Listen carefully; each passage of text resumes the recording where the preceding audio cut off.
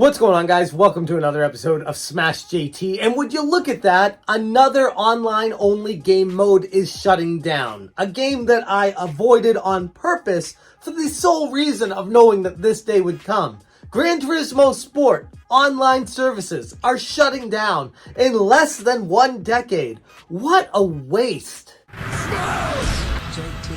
Hit that subscribe, give me a like, and check out SmashJT.com for the full article going into more nitty-gritty details about how ridiculous this decision is from Sony and how Sony is a house of cards these days, between Jim Ryan basically being fired, escorted out the door, all their odd policies, increasing the PS Plus price, destroying trophies that were made for people. Like, everything that could go wrong is going wrong for Sony. It makes you wonder what's really going on underneath all of this.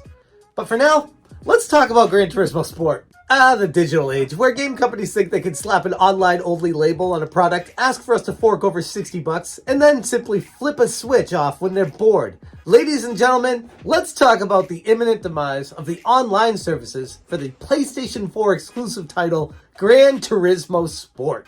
On January 31st, 2024, at the crack of dawn, Gran Turismo Sport will gasp its last online breath.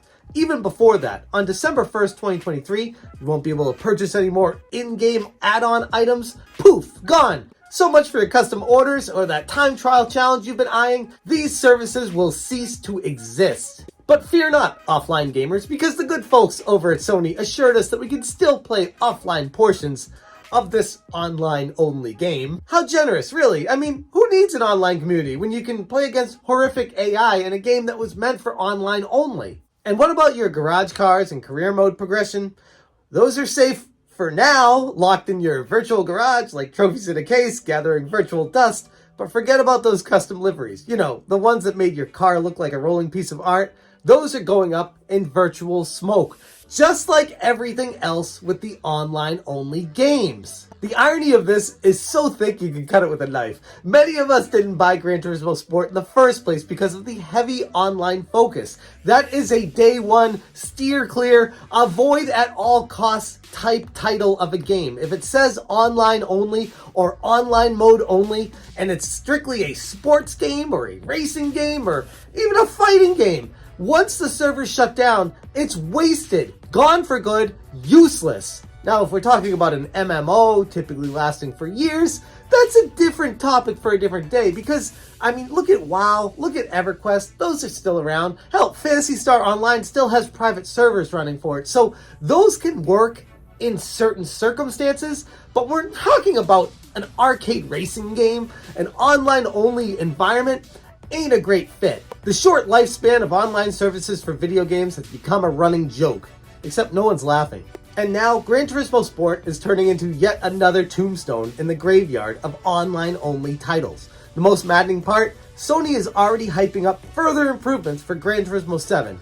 Little advice, folks, don't fall for the old new and improved online services trick. Today's online extravaganza is tomorrow's digital wasteland. So remember, the next time a game company tries to entice you with flashy online-only modes, think of Gran Turismo Sport. You may just find that the fast track to online gaming glory is really just a one-way street to obsolescence. I guess that's the way to put it.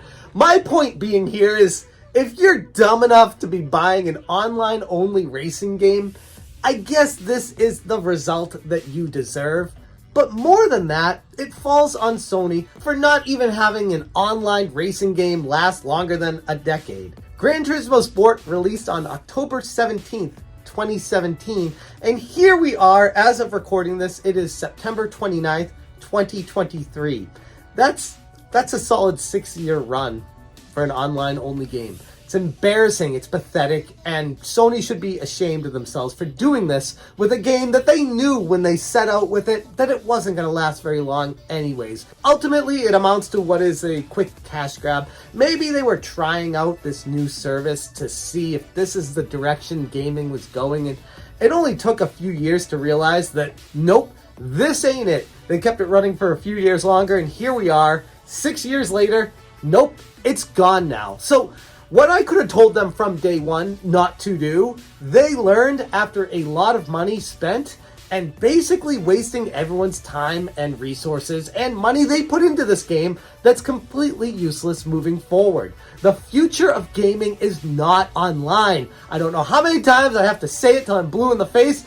Yes, online gaming is great as an aside, but as the main focus for a basic game like racing, action, adventure, or fighting, no, it's a side of it. It is not the main focus of it. It's been like that since the beginning of gaming, since the beginning of online, and nothing is going to change that, no matter how much money and how much time companies pour into this. And while it's not the biggest offender of online-only games shutting down, because yes, certainly there is a supposed offline feature of this that you can still use, there are some games that have been rendered completely useless because there is no online for them anymore. Those are the worst offenders, but this isn't much of a step up from that anyways. It's still just as bad in my mind. If you're doing an online-only focused game and you shut the servers down around 6 years after they come out, there's some major problems that need to be addressed with the whole market, and Sony needs to step up to the plate and admit fault for this. Are they gonna? No, of course not. But hey, at least you could have gotten a good run-in on Gran Turismo Sport for a short period of time. Hope you enjoyed it. Until the next version of online only that forces people to migrate to the next version and the next version and keep buying the latest version in order to play the game. It's turned a physical game into an online service that you need to upgrade every few years if you want to be able to play it. There is a major issue I have with that. Developers, publishers, these big studios, these huge corporations don't want you to be able to pick up a game from behind, put it in your console and play it, because they don't make any money after they sell it. They want that continuous revenue stream. They want the Unity model. They want the EA. They want the microtransactions. They want everything. And they're not going to rest until they get it. That's why the direction of gaming is really frustrating to me. Yes, I love the technology progression. I love the new graphic enhancements, the storyline creations, the wild journeys we can go on now that were never possible in the past. But at what cost? At what point do you say, all right, I want this good stuff, don't do any of that crappy stuff? And I feel like a lot of these companies, they can't separate the two, and therein lies the problem.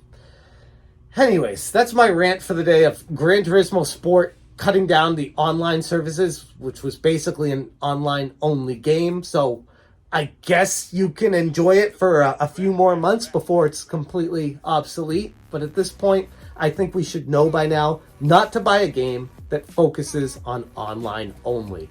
I'm going to leave it there. Thank you guys so much for watching. And as always, you stay smashing. Smash, J, smash, smash, J, smash, J, smash, smash, J, smash, J,